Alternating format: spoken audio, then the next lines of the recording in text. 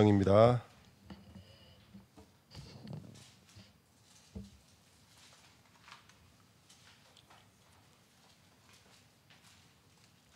사도행전 9장 15절 말씀 같이 읽겠습니다. 사도행전 9장 15절 말씀 같이 읽겠습니다. 주께서 이르시되 가라, 이 사람은 내 이름을 이방인과 임금들과 이스라엘 자손들에게 전하기 위하여 택한 나의 그릇이라. 아멘. 드디어 우리는 제자라는 하나님의 이름으로 이 시대 속에서 망대로 세워져 있는 하나님의 사람인들인 것을 믿습니다. 자, 우리가 여러 가지 사건과 일들을 보면서 결국에는 우리가 결단하셔야 됩니다. 어떤 결단하시냐면 결국 저와 여러분들이 어디 앞에 쓰셔야 되냐? 복음 앞에 서야 될 줄 믿습니다. 왜 계속 뱀이 물까요? 여러분, 뱀이 왜 물까요? 뱀이 자기를 위해서 무는 거 아닙니다. 하나님이 물게 하신 것이죠. 정말입니다. 하나님 물게 하신 거예요. 이제는 예수를 영접한 저와 여러분들에게는 뱀이 적이 아닙니다.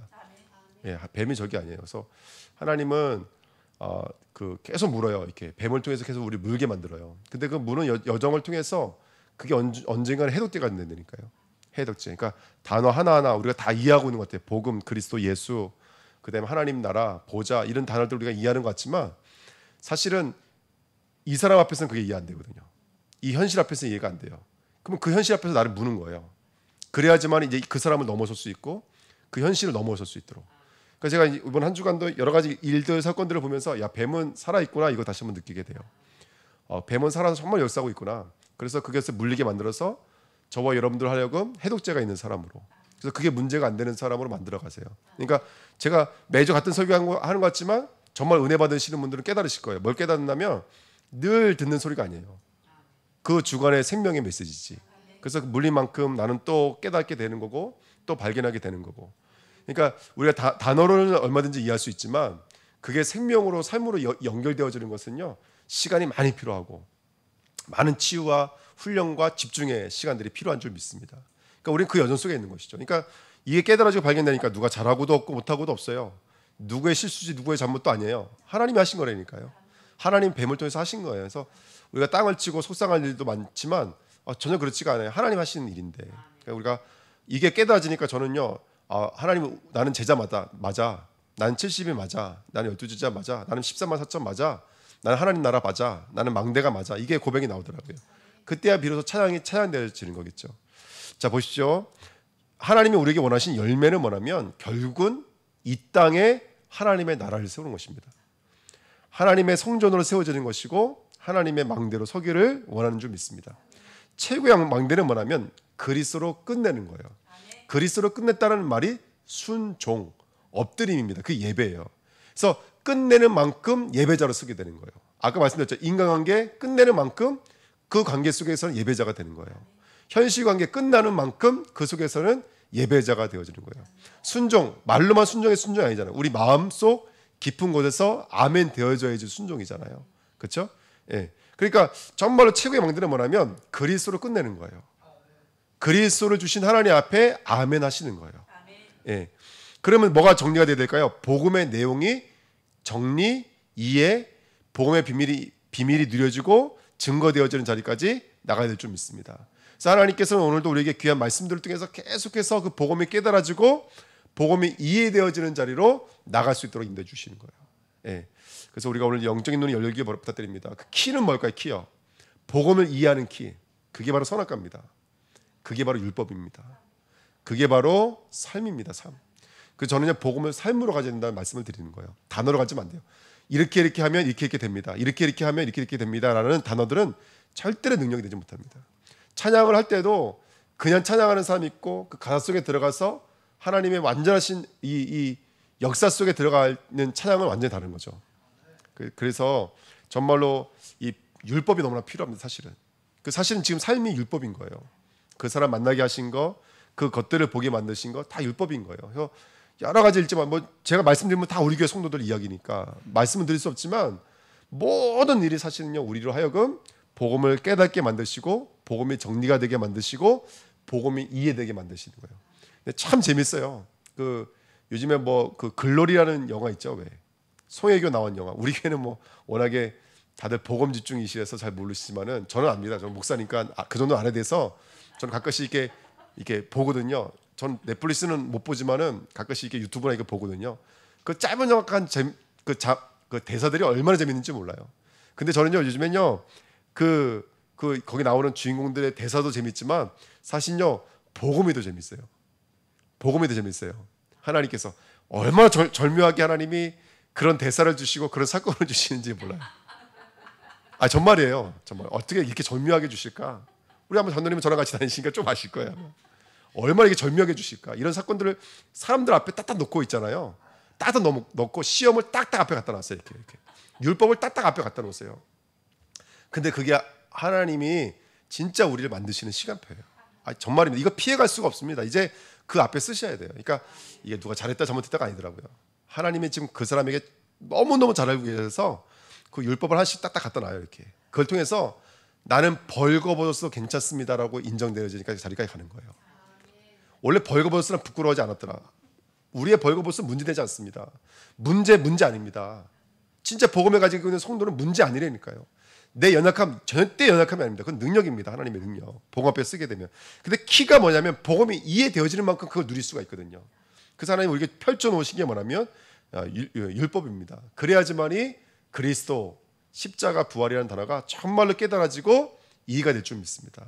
그래서 저는 참 이게 하나님의 은혜인 것 같습니다. 지금 여러 가지 현실들, 여러 가지 상황들, 주어지는 미션들, 저는 이게 다 깨달아지니까 너무너무 행복해요. 성전, 성교, 그 다음에 여러 가지 사건들, 일들, 그게 다 복음으로 이해가 되어지고 깨달아지니까 너무너무 감사한 거예요. 그래서 네 번째입니다. 하나님의 축복이 뭘까요? 마태복음 28장 20절 축복이 뭐죠? 볼지어다 내가 세상 끝날까지 너희와 항상 함께 있으리라. 똑같은 말을 마태복음 16장 20절에 합니다. 주 예수께서 말씀을 마치신 후에 하늘로 올려지사 하나님 우편에 앉으시니라. 제자들이 나가 두루 전파할세 주께서 함께 역사하사. 그렇죠? 함께 하신다니까요. 보좌 우편에서 우리와 함께 하신 줄 믿습니다. 그 따르는 표적으로 말씀을 확실히 증언하시니라. 아멘. 지금 성삼위 하나님이 저와 여러분과 함께 하신 줄 믿습니다. 오늘 그 보좌의 축복이 비밀을 누리면 정말 하늘문이 열려집니다. 보좌 우편에 앉으셨느라 이게 하늘문이 열려진 거잖아요. 그러면 그때 교육자를 통해서 말씀, 중직자를 통해서 현장, 후대를 통해서 미래가 살아나는 귀한 증인의 자리까지 인도하시는 줄 믿습니다. 사도행전 여러분 9장은요 70인의 응답의 역사예요. 사실은요. 그래서 여기 보면은 첫 번째 사람이 나오는데 누가 나오냐면 바로 핍박자 바울이 나옵니다. 여러분 사도행전 9장은요 하나님이 우리를 치료하는 장이에요. 그래서 핍박자를 뭘로 만드시는 장면이라면 전도자로 만드시는 장면인 거예요. 여기 19절에 보십시오. 19절에 보시면 음식을 먹음에 강건하여 지니라. 사울이 다메섹에 있는 제자들과 어떻게 했어요? 함께 며칠 있을 때. 이게 합숙의 축복 아닙니까?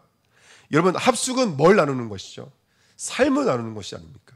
복음이 말로 증거되는 게 아니에요. 성령과 능력과 큰 확신입니다. 그러니까 여러분 우리에게 그 율법 삶을 주신 것은 복음을 깨닫게 만드시는 하나님의 방법인 거예요. 그리고 20절에 보시면 바로 어디로 들어갔다 그래요? 회당으로 들어갔다라고 성경이 말하고 있습니다. 그러니까 우리에게도 회당을 주셨죠. 각자마다 다르겠지만 어떤 사람은 가정의 회당일 수 있고요. 어떤 사람은 직장의 회당일 수 있고요. 어떤 사람은 교회 생활의 회당일 수도 있습니다. 그러니까 우리에게 회당을 주신 거예요. 제가 만나는 분은 아프신 분은 그분의 이 병 생활이 회당이 될 수가 있어요. 그렇죠? 거기서 누구를 만드신 거냐면 바로 이 핍박자 사울을 전도자로 만드신 하나님의 여정입니다. 그래서 하나님은 우리와 지금도 합숙하고 계시고 우리를 지금도 하나님의 회당의 자리로 이끌고 계신 줄 믿습니다. 사람들이 많이 혼란스러워했다고 그랬어요. 21절에 보시니까 왜 그럴 수밖에 없겠죠. 듣는 사람들이 다 놀라 말하되 이 사람이 예루살렘에서 이 이름을 부르는 사람을 멸하려던 자가 아니냐. 여기 온 것도 그들을 결박하여 대제사장들에게 끌고 가고자 함이 아니냐. 사람들은 혼란스러워합니다. 여러분 우리가 복음을 만나고 정말로 이 복음으로 새롭게 재창조되어지는 시간표는요 흑암혼돈 공허의 모습일 수도 있습니다. 하지만 그것은 마이너스가 아니고 속는 것 아니고 넘어지는 것 아니고 망하는 것 아닙니다.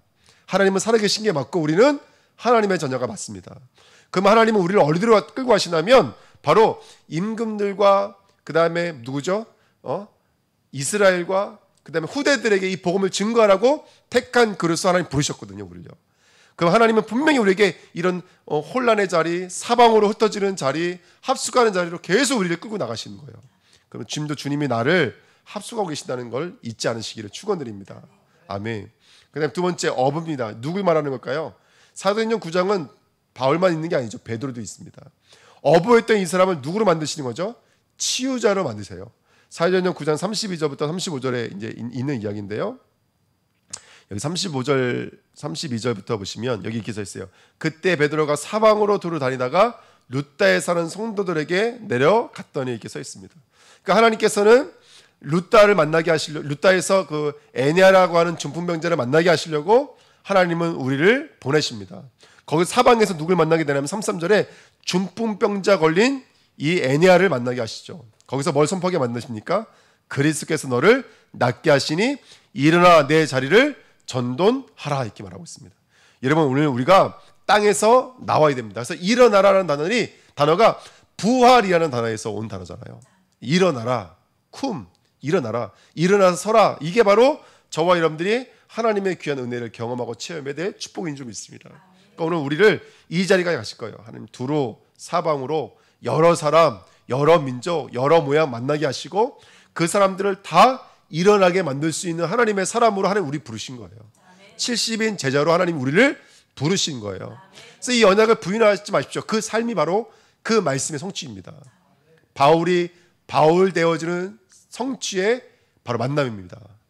바로 치료자로서 베드로가 그 응답을 누리는 만남인 줄 믿습니다. 사방, 합숙, 회당, 그 모든 것을 하나님이 우리를 만나는 시간표인 거예요.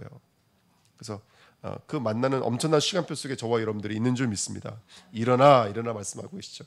35절에는 룻다와 사론 사람들이 다 죽게 돌아오더라, 이렇게 성경은 말하고 있습니다. 그래서 하나님은 분명히 우리를 그렇게 지금도 만들어오고 계신 줄 믿습니다. 그리고 여기 보면 누굴 또 바꾸시죠? 여기 36절에 보시면 누가 나옵니까?